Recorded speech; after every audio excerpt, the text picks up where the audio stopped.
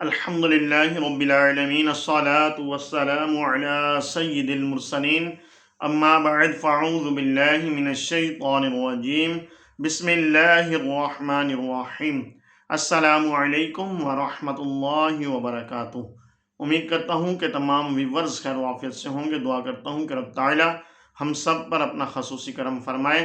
واجب الاحترام دوستوں، بزرگوں، بھائیوں، بہنوں، دعا ہے کہ رب تعالیٰ تمام مسلمانوں کی غیب سے مدد فرمائے۔ جہاں کہیں مسلمان ظلم کا، غلامی کا شکار ہیں، رب تعالیٰ ان کی غیب سے مدد فرمائے، قبلہ اول کی حفاظت فرمائے، اسرائیل اور اس کے حامیوں کو نیست و نابود فرمائے۔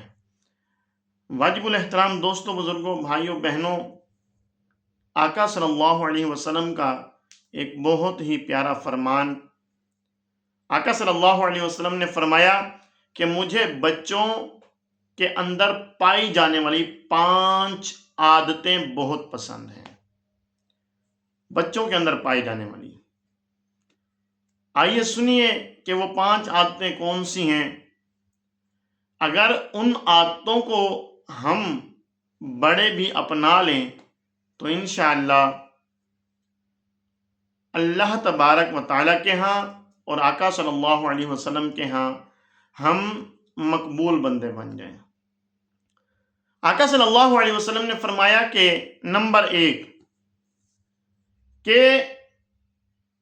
وہ رو کر مانگتے ہیں اور اپنی بات منوا لیتے ہیں۔ بچے جو ہیں وہ روتے ہیں اور مانگتے ہیں اور اپنی بات منوا لیتے ہیں۔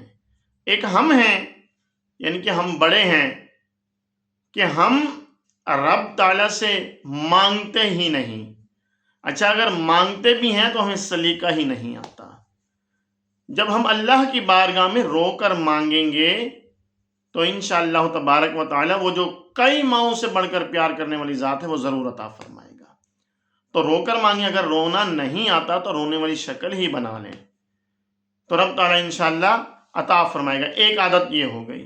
پھر فرمایا کہ نمبر 2 وہ مٹی سے کھیلتے ہیں اور غرور کو خاک میں ملا دیتے ہیں۔ ایک ہم بڑے ہیں کہ ہمارا غرور و تکبر ختم ہونے کا نام ہی نہیں لیتا۔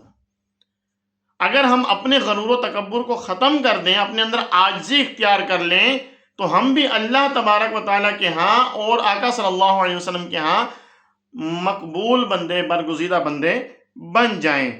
وہ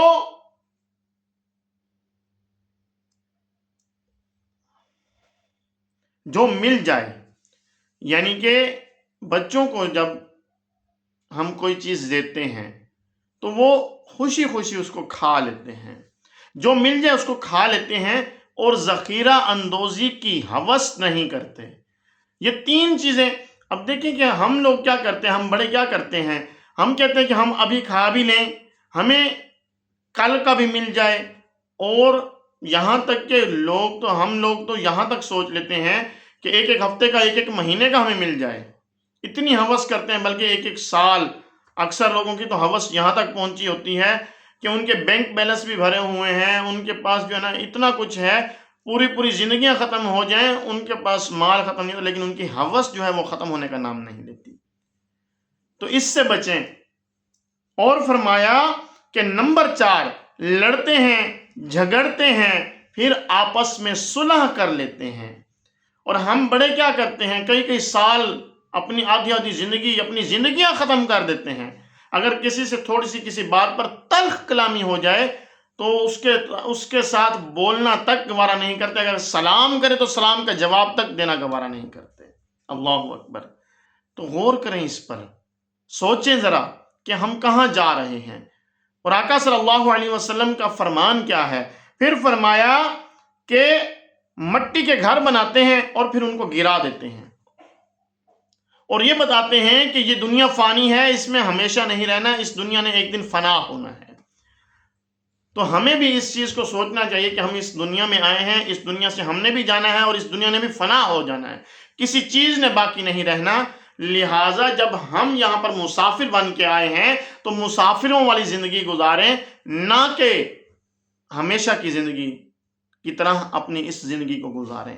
اگر مسافروں کی زندگی گزاریں گے تو انشاءاللہ تبارک و تعالی اس دنیا میں ہم اپنا سکون پا لیں گے اور آخرت میں ہمیں اس کا اجر بھی ملے گا، رب تعالیٰ کی ذات بھی راضی ہوگی اور آقا صلی اللہ علیہ وسلم کی ذات بھی راضی ہوگی۔ دعا ہے کہ رب تعالیٰ آقا صلی اللہ علیہ وسلم کے اس پیارے پیارے فرمان پر عمل کرنے کی توفیق عطا فرمائے۔ آپ سے گزارش ہے ہمارے چینل کو سبسکرائب کریں، بیل آئیکن کو پریس کریں تاکہ نیو آنے والی ویڈیوز آپ تک پہنچتی رہیں۔ السلام علیکم ورحمۃ اللہ وبرکاتہ۔